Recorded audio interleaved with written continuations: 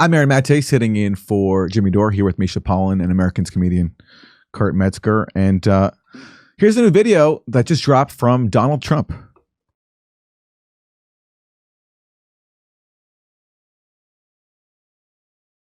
World War III has never been closer than it is right now. We need to clean house of all of the warmongers and America last globalists and the deep state, the Pentagon, the State Department, and the national security industrial complex.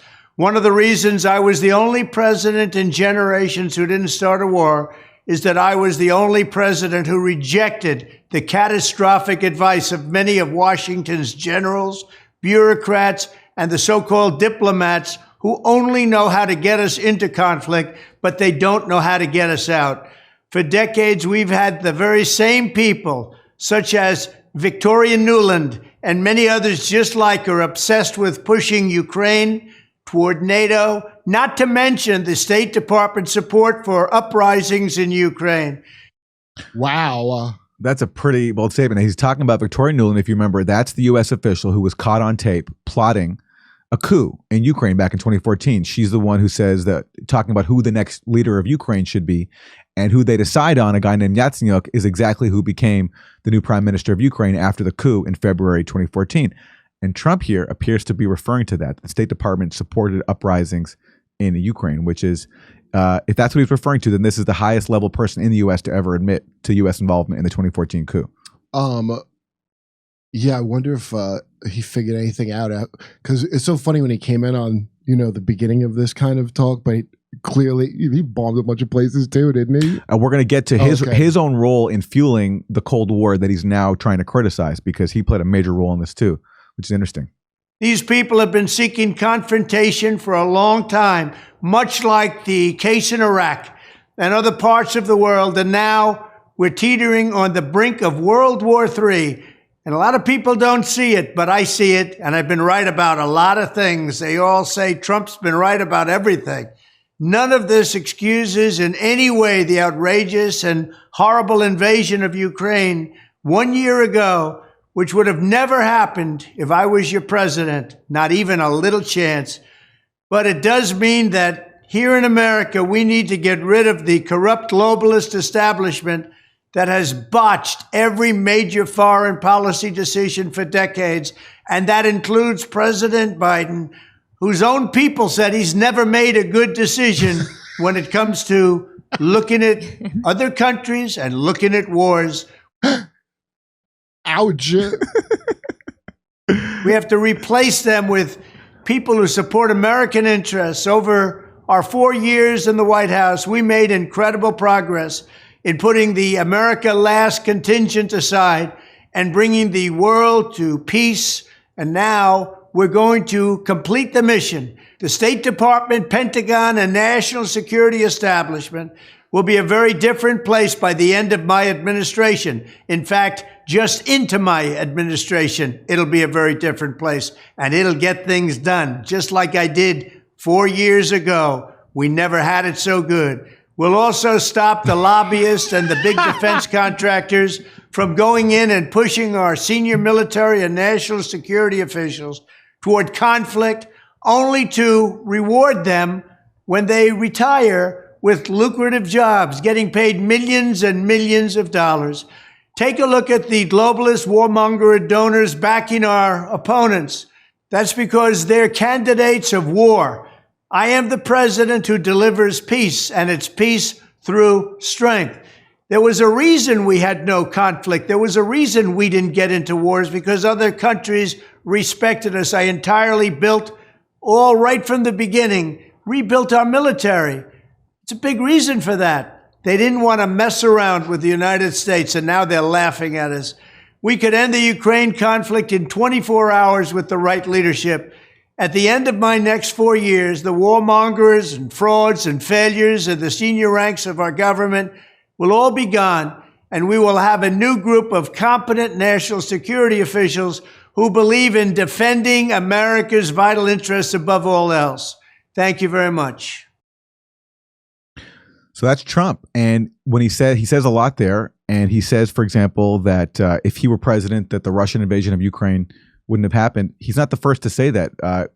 Bitter critics of his, including Fiona Hill, a former White House expert, and also the former U.S. ambassador to Ukraine, have also said that if Trump were president, this invasion wouldn't have happened. But what Trump is leaving out here is that his own policies played a major role in setting the stage for this invasion to happen. Because as much as Trump has criticized sometimes warmongers like he's doing here, he sided with the warmongers. He appointed them to his own cabinet, and they oversaw a number of policies that made this invasion by Russia a lot more likely, which he's not owning up to here. So here's just some of them, okay? Not just them. All them plus Omarosa was his great idea. So this is a headline from 2019. Trump to seek $250 million in new lethal aid to Ukraine. So that was Trump doing what Obama refused to do, which is send a whole category of weapons to Ukraine that Obama didn't want to send. Give it to the Nazis. Let them fight it out. Exactly. Fight it out. Yeah. And here's another one. Trump says U.S. will withdraw from nuclear arms treaty with Russia. Experts warned of most severe crisis in nuclear arms control since the 1980s as Trump confirms U.S. will leave the INF agreement. That's now they Trump can doing stop that. laughing at us. They're laughing at us because we have a treaty. We're getting rid of it. They'll stop laughing. Here's another one. Nord Stream 2. Trump approved sanctions on Russia gas pipeline. That was Trump trying to stop Russia's most important piece of foreign infrastructure. This, at that time at least, this pipeline between Russia and Germany, bringing cheap Russian energy to Germany, which Trump took the lead in trying to stop. And of course, Biden administration took up the mantle by blowing it up. But that was Trump trying to do that. So all these things radically escalated tensions with Russia. Those were Trump policies. And even when he left office, this is what Trump said just in March 2022. He said, I would threaten Russia with nuclear submarines if still president. Okay. So that sounds like warmongering to me. That sounds like warmongering to me. I would threaten Russia so hard they would never laugh at us again. With a submarine. So Trump, even though in 2016 he ran against, he ran as sort of an anti-neocon candidate. He criticized Hillary Clinton and John McCain and Jeb Bush for the wars in Iraq and Libya and Syria. He still came into office and he appointed a bunch of warmongers and he pursued warmongering policies, including appointing Mike Pompeo. And listen to how proud Mike Pompeo was of how his administration under Trump escalated tensions with Russia.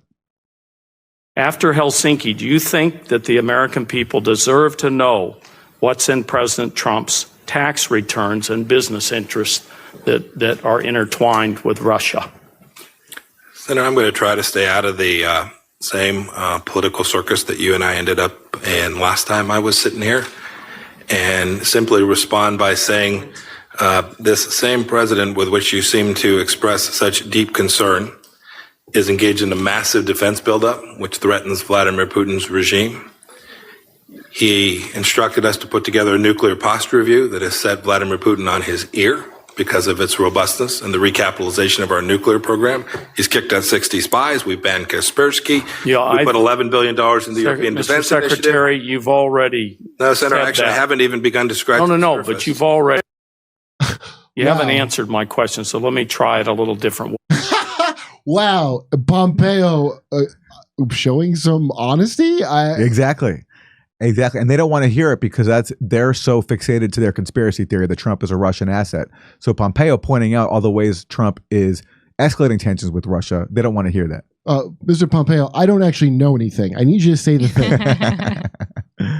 Hey, wouldn't you want to know as Secretary of State? I mean, I'm taking you in your sincerity here as Secretary of State, whether all these Russian financial interests, oligarchs, and others are part of the decision-making of the president. I mean, wouldn't you want that out in the open and to understand what went on at Helsinki? What a moron.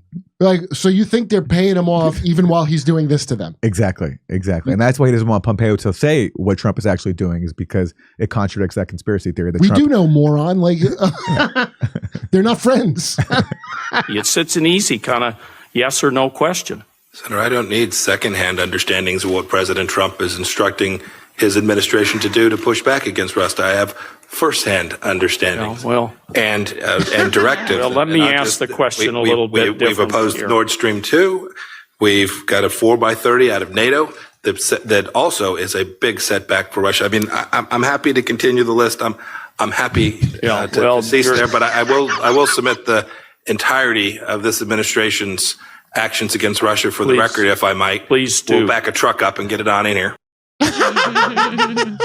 So that's our political spectrum for the last 7 years. Look! I assure you, we are about to go to war with Russia. He has ratcheted up. Exactly. No, dude, you're not hearing me. That's the debate. They hate us now. That's the debate. On the left, quote unquote, it's Democrats insisting that Trump is a Russian agent doing Putin's bidding. On the right are people like Mike Pompeo, who were in power, saying, no, actually, we're radically escalating tensions with Russia and we're happy to keep doing it. And that's our political spectrum right there. And Trump, meanwhile, come into office talking about cooperating with Russia, talking about taking on the neocons. He appointed neocons like Mike Pompeo, and he didn't do any of the things he said he would do if his policies escalated tensions with Russia. He brought Bolton in. Exactly. Now, defenders of Trump might say, well, look, he had no choice. He was boxed in. He faced a lot of pressure. He was new to Washington. He couldn't stand up to the warmongers. Even he was threatened. And there's truth to that, because check out what Chuck Schumer said right before Trump. He was Trump. trying to make nice with them by bringing these scumbags in after he said he's going to clear the swamp. Yep. He didn't understand what an idiot move that is. Well, and then there was things like what Chuck Schumer said right before Trump took office. The latest statement, latest tweet, as you were just saying, the president-elect's latest unsolicited pronouncement on the intelligence community. This was his tweet just a little while ago tonight. You see the scare quotes there. The intelligence briefing on so-called Russian hacking was delayed until Friday. Perhaps more time needed to build a case. Very strange. We're actually told, intelligence sources tell NBC News since this tweet has been posted, that actually this intelligence briefing for the president-elect was always planned for Friday. It hasn't been delayed. But he's taking these shots, this antagonism, this taunting to the intelligence community. You take on the intelligence community, they have 6 ways from Sunday at getting back at you. So even for a practical, supposedly hard-nosed businessman, he's being really dumb to do this. What do you think the intelligence community would do if they were motivated? I don't know, but from what I'm told, they are very upset with how he has treated them and talked.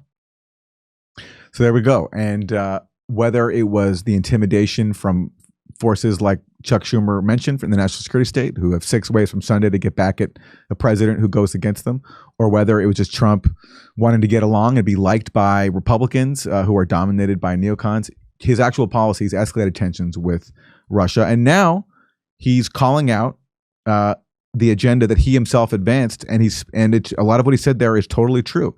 And that is why they don't like Trump, not because of his policies, which they actually support and encourage, but because sometimes he speaks the truth and sometimes he calls out the right people accurately. It's just a shame for his own legacy that he couldn't apply any of that critique he has to his own policies. Yeah, well, I'm telling you, the one thing I've ever was that one time Candace Owens brought up, why didn't you pardon Assange and Snowden?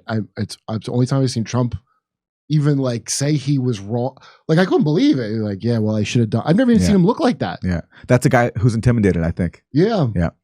Doing live stand-up comedy in Tempe, Palm Springs, Milwaukee, Nashville, Northampton, Massachusetts, Syracuse, Cohoes, New York, and Hartford, Connecticut. Go to jimmydore.com for a link for tickets and become a premium member. Get access to all our content.